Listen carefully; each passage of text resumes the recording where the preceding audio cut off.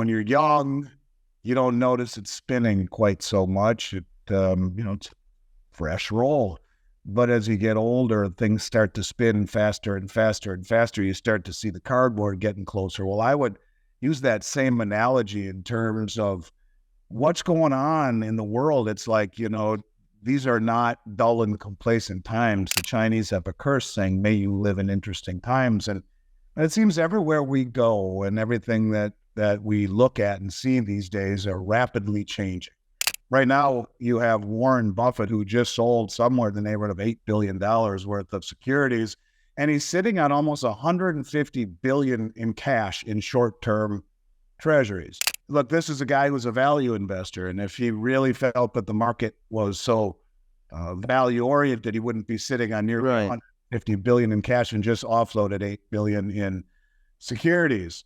Of course, you have Michael Burry, the guy that made his name in The Big Short, shorting the subprime market, just bought or shorted the market with $1.6 billion worth of his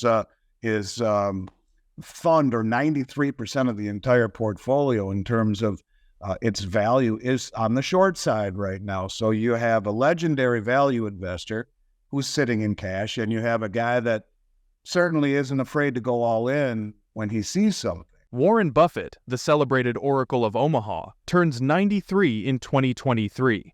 With a frugal lifestyle and generous charitable giving, Buffett's legacy extends beyond wealth. He ranks fifth richest globally, boasting a net worth of $120 billion. Buffett's Berkshire Hathaway, primarily an investment firm, has yielded nearly 20% compounded returns since 1965. It owns brands like Geico, Clayton Homes, and Dairy Queen, with significant investments in Coca-Cola and American Express. Buffett's financial acumen surfaced early when he sold newspapers and sweets as a child. He bought his first share at age 11. His journey led him to Columbia University, where he learned from investment legends Benjamin Graham and David Dodd. Buffett's pivotal investment was Berkshire Hathaway, a struggling textile company he transformed into a holding firm. Today, it holds over $1 trillion in assets, with Buffett's cash holdings exceeding $147 billion. Buffett's investment philosophy. Buffett's quotes reveal his investment philosophy: avoiding losses, living below your means, understanding value versus price, managing risk through knowledge, and capitalizing on market fear and greed. Buffett's emphasis on economic moats, competitive advantages, has fueled his success. While not all can replicate his stock picks, his timeless investment principles offer wisdom for investors. Buffett's influence extends beyond his investments. The concept of economic moats has inspired market strategies like the VanEck Morningstar Wide Moat ETF, highlighting his enduring impact. Financial advisors admire Buffett's wisdom but advise against mimicking his strategies directly. His long-term horizon and risk tolerance differ from most investors. Instead, they value his timeless investing principles and pearls of wisdom. Buffett's 12 golden investment rules. These rules, including simplicity, consistency, and a margin of safety, encapsulate Buffett's investment philosophy.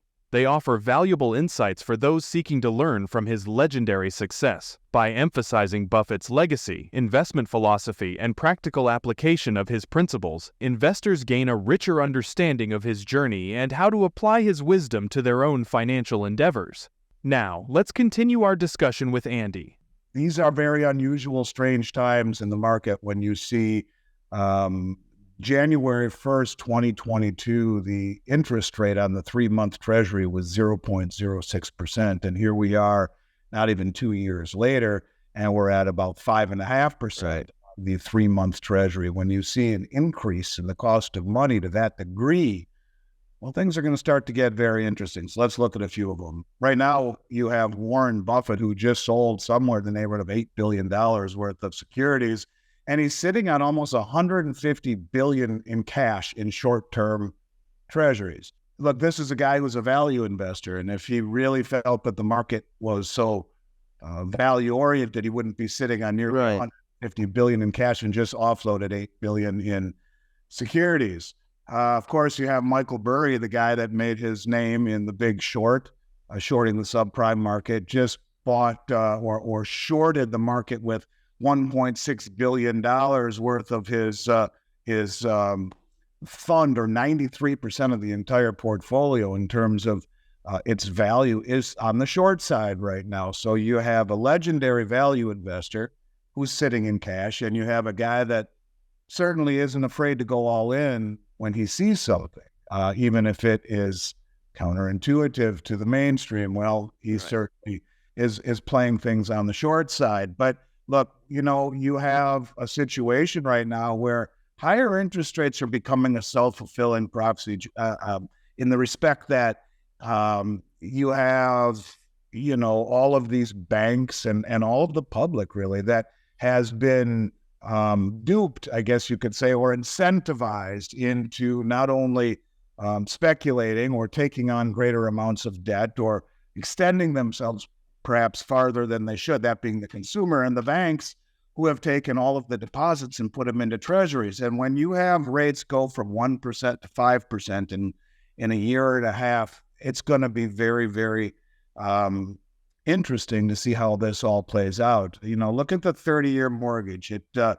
When I bought my house down here 2 years ago, the 30-year mortgage was 3%, and right now it's almost 8%. Cost of money has gone up almost 2.5 times, and so this is starting to put great strain on the system.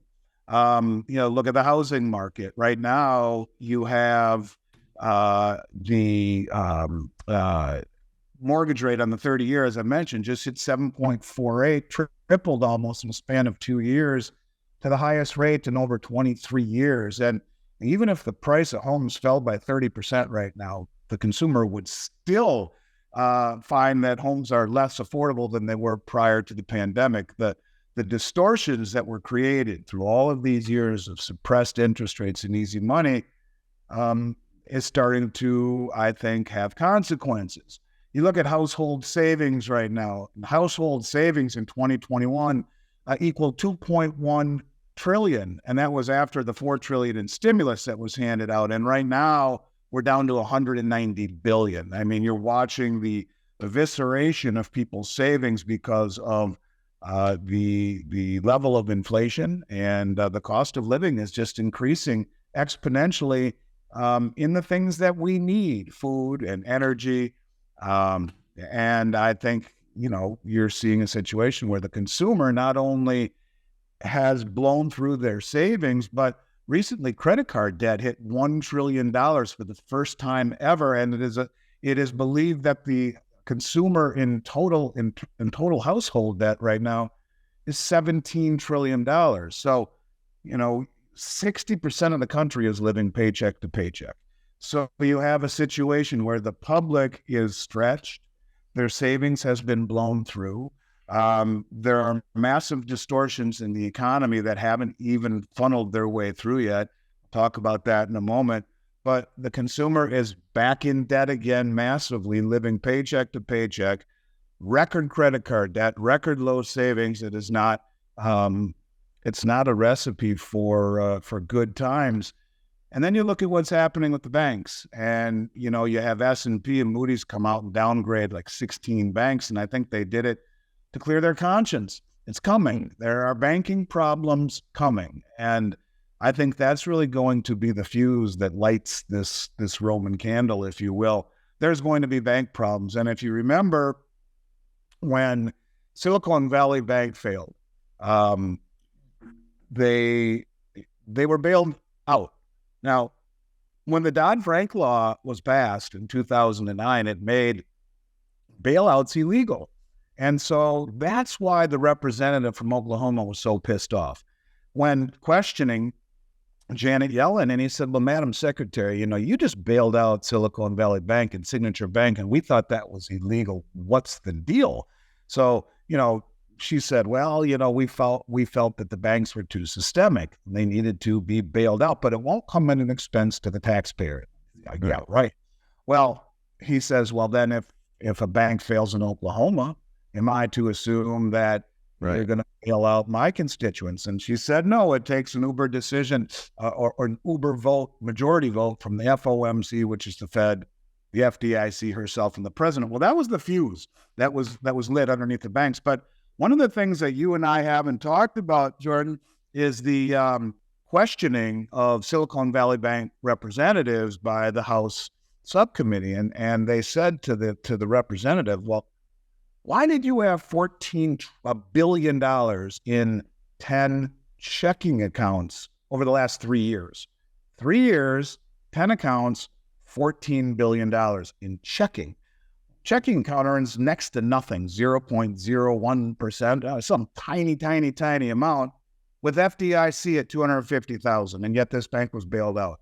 Where was risk management for the bank? Where was risk management and compliance for the corporations that had on average $1.4 billion in checking accounts for 3 years? And where the hell was the FDIC? That wraps up today's crypto news highlights. Stay tuned for more updates, insights, and analysis from the world of cryptocurrencies. Please share your thoughts in the comments below. Don't forget to like this video and subscribe to our channel for more engaging content.